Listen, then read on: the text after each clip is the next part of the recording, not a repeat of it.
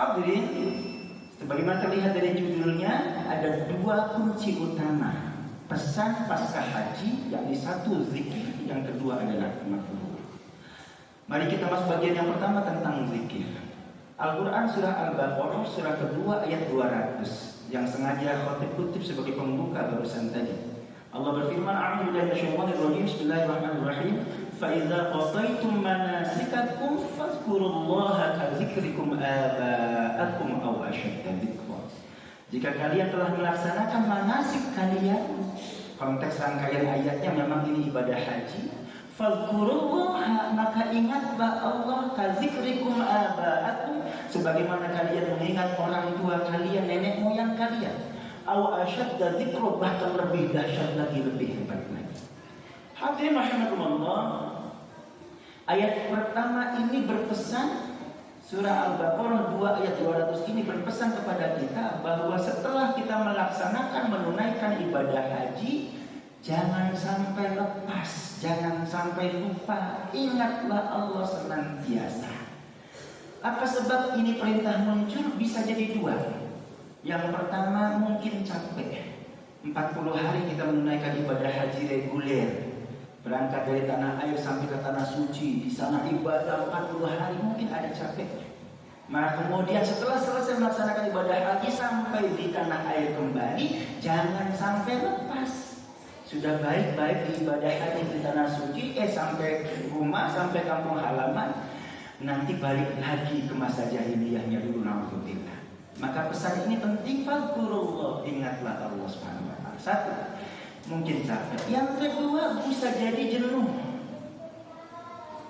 Apalagi ada yang menghitung-hitung, mengkalkulasi.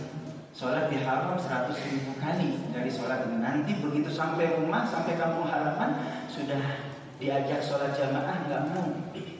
Masih banyak katanya sisanya. Insyaallah Bapak rahimahullah, alhamdulillah, tentu tidak. Bapak Ibu, yang pertama ditegaskan adalah ingatlah Allah Subhanahu wa taala, jangan sampai lepas. Hadirin, kalau kita hubungkan dengan ayat yang lain, surat yang lain, surah Al-Insyirah, barangkali satu di antara yang sering kita baca dalam keseharian kita. Surah ke-94, 2 ayat terakhir. Allah berpesan kepada kita, fa idza faraghta fanshab wa ila rabbika farghab. Kalau kamu telah melaksanakan satu kegiatan, satu ritual ibadah, fanshab, maka nasoblah. Apa nasob itu? Nasoba yang sibuk, dari kata nasoba artinya adalah tegak lurus. Dari kata ini keluar kata nasab. Nasab itu tegak lurus. Anak, bapak, kakek, buyut, canggah, waran, terus naik ke atas. Tegak lurus. Apa maknanya pesan ini? Kalau kamu telah melaksanakan satu kegiatan, satu ibadah, selesai itu jangan leha-leha. Fansod, maka tegak luruslah, bersiaplah untuk menghadapi kegiatan berikutnya, ibadah berikutnya, dan program berikutnya. Ini kata fansod. Seiring sejalan dengan pesan Al-Quran tentang haji tadi, kalau telah selesai melaksanakan ibadah haji, jangan leha-leha, tetap fadhkurullah, ingatlah Allah Subhanahu wa taala, berzikirlah Allah Subhanahu wa taala. Hadirin rahimakumullah, kita perlu mengkaji kemudian apa yang dipesankan Allah adalah zikir kepada Allah. Zikir itu apa? Yang pertama, secara harfiah, zakaro itu maknanya ingat. Fadhkurullah, maka ingatlah Allah. Bukan hanya saat di masjid, tapi juga saat kita di kantor, di pasar, di perjalanan, dimanapun kita senantiasa ingat Allah Subhanahu wa taala. Kalau kita senantiasa mengingat Allah Subhanahu wa taala, maka nanti dari ingat di kepala kita, kognitif, pengetahuan, turun menjadi sikap, menjadi afektif dalam hati batin kita akan menghadirkan Allah Subhanahu wa taala. Hadir Allah dalam keseharian kita, dalam perilaku kita, dalam kehidupan sehari-hari. Kalau kita sudah merasakan kehadiran Allah Subhanahu wa taala itu dalam kehidupan kita, maka yakin 100% tidak ada satupun umat Islam kalau senantiasa ingat Allah, tidak mungkin kita umat Islam lepas dari perintah Allah, lepas dari larangan Allah, tidak mungkin kita melakukan dosa. Sebab kalau kita mau nyolong, ingat Allah. Kita mau korupsi, ingat Allah. Di pasar ngulangin timbangan, ingat Allah. Kalau benar-benar Allah kita ingat dan kita hadirkan dalam hak keseharian kita, yakin kita tidak akan melakukan kecurangan. Yakin kita tidak akan melakukan dosa-dosa. Ini pentingnya fadhkurullah, zikir kepada Allah Subhanahu wa taala. Ingat sekaligus merasakan kehadirannya dalam hati kita. Hadirin yang kedua, zikir juga menyebut artinya. Fadhkurullah, maka sebutlah nama Allah Subhanahu wa taala. Itu sebab maka kita punya tuntunan zikir dalam keseharian kita. Ada yang kita sebut sebagai al-maghfurah. Zikir pagi dan petang kita baca. Rangkaian yang mungkin berbeda, penamaan yang mungkin berbeda, tapi substansinya sama dengan yang kita sebut sebagai tahlil atau ratibul haddad. Apapun substansinya sebenarnya sama. Zikir kepada Allah Subhanahu wa taala. Ba'da sholat ada zikir ba'da sholat, itu mansus dari Nabi sallallahu alaihi wasallam. Hadisnya sahih dari Imam Bukhari dan Muslim. Anna raf'a shawti bidzikri hina yansarifu an-nas an maktuba kana 'ala 'ahdi Nabi sallallahu alaihi wasallam. Kata baginda sallallahu alaihi wasallam, kata perawinya bahwa menjaharkan zikir ba'da sholat itu dilakukan di masa Nabi sallallahu alaihi wasallam. Riwayatnya Ibnu Abbas, hadisnya sahih dari Bukhari maupun Muslim. Zikir penting dalam keseharian kita. Satu, ingat. Yang kedua, hadirkan Allah dalam benak dan sembari.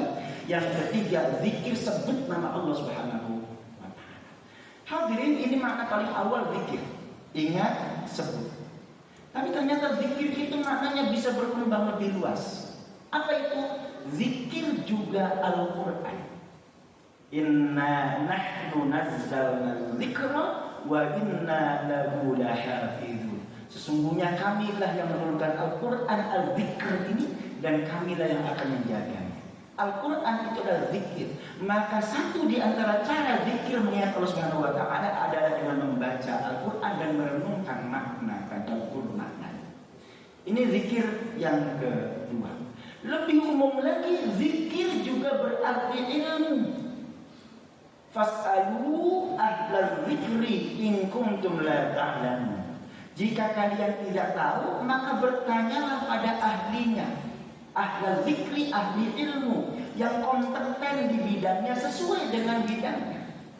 Maka zikir maknanya lebih umum, lebih luas lagi adalah ilmu.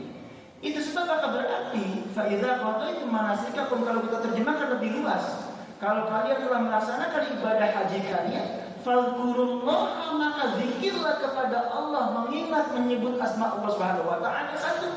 Yang kedua, dalami isi kandungan Al-Quran. Dua.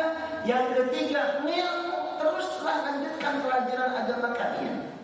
Maka melalui fadhkurullah ini kita paham berarti memang menjadi keharusan kita umat Islam, bukan saja ibadah ritualnya yakni manasiknya, tapi juga yang penting juga adalah ilmunya.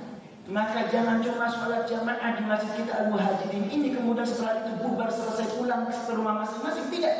Setelah selesai sholat jamaah, ayo ikut kajian, ikut taklim. Karena itu perintah langsung. Fa'idha qadaitum manasikakum fadhkurullah. Setelah selesai melaksanakan ibadah, maka zikirlah kepada Allah, ikut kajiannya, ikut majlis taklim. Bagian dari perintah, setara, seiring, sejalan setelah ritual. Alhamdulillah, ini bagian yang pertama, zikir kepada Allah. Mari masuk bagian yang kedua, mabrur. Hadirin, setiap orang yang berhaji pasti pengen hajinya menjadi haji yang mabrur. Ini barangkali kita perlu pemahaman lebih dalam tentang apa itu mabrur. Semoga hajinya mabrur ya Pak. Mabrur itu apa? Hadirin, kata bar, kata dasar dari kata mabrur, maf'ul wazannya. Barro itu artinya baik. Ternyata kata baik dalam bahasa Al-Quran, dalam bahasa Arab itu sangat banyak. Sekurang-kurangnya ada 5, ada 6 kata yang berarti baik dalam bahasa Indonesia. Ada kita kenal namanya hasan. Dari kata ini keluar kata ihsan, artinya baik. Hasan baik, ihsan berbuat baik. Ada namanya khair, jazakumullahu khair. Kalau hasan tadi wabil walidaini ihsana, kepada orang tua hendaknya kamu berbuat baik, berbakti. Kata yang kedua khair, jazakumullahu khair, semoga Allah berikan kepadamu balasan yang lebih baik. Baik juga maknanya. Dua. Yang ketiga ada ma'ruf. Ada amar ma'ruf nahi munkar. Mengajak kepada kebaikan, mencegah kemungkaran. Ma'ruf juga baik. Lalu ada yang kata yang kita kenal tadi adalah mabrur, juga artinya baik. Hari ini sempit waktu kita, dua saja kita bandingkan Bapak. Sebab dua kata ini melekat pada orang yang sama, yakni orang tua. Al-Quran, agama mengajarkan kepada kita wabil walidaini ihsana. Yang pertama berbakti kepada kedua orang tua dengan kata ihsan. Lalu yang kedua birrul walidain, juga diterjemahkan berbuat baik, berbakti kepada kedua orang tua. Hadirin, apa bedanya antara ihsan dengan bar mabrur? Hadirin, dari sisi kebahasaan kata hasan baik benar. Tapi kandungan maknanya hasanun, ihsanun itu adalah perbuatan baik yang tampak kelihatan. Ini makna kata ihsan. Baktilah kepada orang tua, tampakkan, tunjukkan baktimu kepada orang tua itu dengan wujud yang konkret. Itu sebab kita pulang kampung lebaran bawa sesuatu kepada orang tua, itu bagian dari ihsan. Cuma sayangnya kata ihsan, berbakti dalam arti ihsan ini, dalam terminologi ihsan ini ternyata berbatas waktu, tidak berkelanjutan. Kita bakti kepada orang tua, bil walidaini ihsana, kelihatan sekali waktu saja. Saat lebaran kita kelihatan bawa sesuatu. Itulah bedanya dengan birrul walidain. Itu satu adalah tidak harus kelihatan. Bakti kepada orang tuanya, kalau birrul walidain kita gunakan, maka tidak harus kelihatan. Mungkin tanpa sepengetahuan orang kita transfer saja. Yang kedua, birrul walidain, baktinya bukan sekali waktu, tapi sepanjang waktu. Kalau kita terapkan kata mabrur ini dalam konteks haji, maka berarti kebaikan hajinya itu bukan hanya saat hajinya dilakukan atau saat setelah pulang langsung hajinya dilakukan, tapi sepanjang waktu, seumur hidup. Nilai-nilai kebaikan hajinya terus dia bawa dan dia pertahankan sepanjang umurnya. Itulah yang namanya mabrur. Maka dengan ini maka haji mabrur cirinya bukan saat pelaksanaan hajinya saja, tapi bagaimana pasca hajinya itu menunjukkan apakah dia mabrur atau tidak mabrur. Kalau sebelum haji masih kurang rajin salat jamaahnya, sepulang haji tambah rajin jamaahnya, itu mabrur. Kalau sebelum haji kurang gercep sedekahnya, begitu pulang haji tambah banyak sedekahnya, tambah istiqomah sedekahnya setiap bulan, itu mabrur. Kalau sebelum haji masih kurang baik hubungan dengan tetangganya, sekarang sepulang haji akrab banget, harmonis dengan lingkungannya, itu mabrur. Dan keharmonisan kebaikannya itu terus dia jaga sepanjang masa sampai akhir hayatnya, itulah haji yang mabrur. Hadirin rahimakumullah, maka yang dipesankan melalui khutbah singkat hari ini adalah kalau kita ingin menjadi haji yang mabrur, maka mari bawa nilai-nilai haji itu untuk kita terapkan dalam kehidupan kita secara nyata dalam keseharian di keluarga maupun lingkungan kita sebaik-baiknya, dan istiqomah kita jaga sepanjang masa sampai akhir hayat kita. Mudah-mudahan kita doakan semoga orang tua kita, keluarga kita, saudara kita, kita sendiri, semua keluarga kita yang telah berhaji, Allah catat hajinya haji yang mabrur. Yang sudah berhaji dimudah menjadi haji yang mabrur. Yang belum berhaji, semoga Allah berikan kesempatan kepada kita semua untuk menunaikan ibadah haji, dan Allah catat haji kita menjadi haji yang mabrur. Balasan yang pantas satu untuknya adalah surga ya Allah Subhanahu wa taala. Amin ya rabbal alamin. Bismillahirrahmanirrahim.